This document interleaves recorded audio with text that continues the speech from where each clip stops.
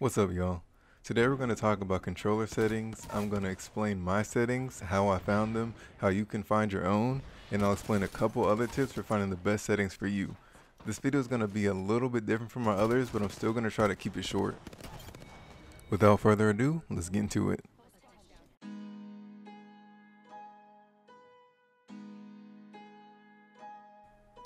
Okay, so these are my settings. If I don't show something, that just means it's default. I play on button puncher, which is mostly default, but it switches the melee and crouch buttons. This just lets me crouch while I aim. Default stick layout and trigger dead zones. My menu cursor speed is default, but to be honest, I'd recommend going as high as you can handle just to loot quicker. I'm pretty heavy-handed on my controller, so I don't keep my sensitivity too high. My look sensitivity is 4 and my ADS is default. Before Apex, I played mostly PUBG, and for those unfamiliar with PUBG on console, there's no aim assist and low time to kill, so I preferred to keep my ADS sensitivity low, but my general sensitivity slightly above default. This lets me snap onto targets at a decent speed and then track pretty well even if I'm not steady-handed.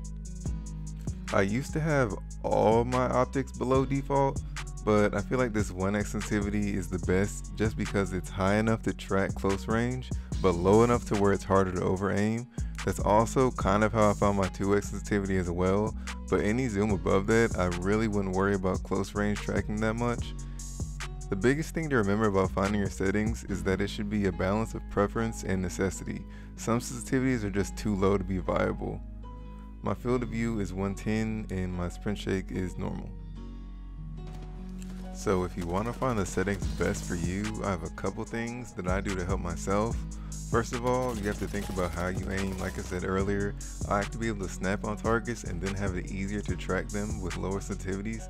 The downside of this is that it makes flicking harder and I can't snap between targets while I'm looking down my sights, but it makes tracking and recoil control easier for me.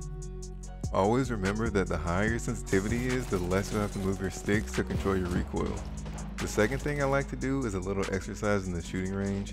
All you really have to do is look away from any of the dummies or targets and then just try to snap on one, however you would try and do in a game. This is kind of just to test your general sensitivity.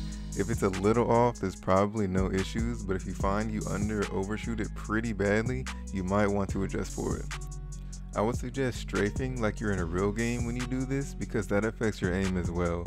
Finally, go into a game and just loot around. It's not something you think about a lot, but that should feel natural too. If you're missing items frequently, then your settings might be a little off. So the last thing I'm going to mention is this controller layout that's intended for the best movement without having controller paddles. For those that don't know, the point of the paddles in a first-person shooter is so that you're always able to keep your thumbs on the sticks so your aim isn't affected by movement. If you're the type of person who can use specific layouts for games or you really only play Apex, I'd recommend it. Personally, I can't commit to it, but I think it's a cool concept. So those are my settings and how I found them. If you try them and like them, or even if you just use it as a baseline, let me know. Be sure to like the video if you enjoyed it and subscribe for future content. Let me know if there's anything else you want to see a guide on. You can find me on Twitch and Twitter at InColorTrust. Thanks again for watching. Peace.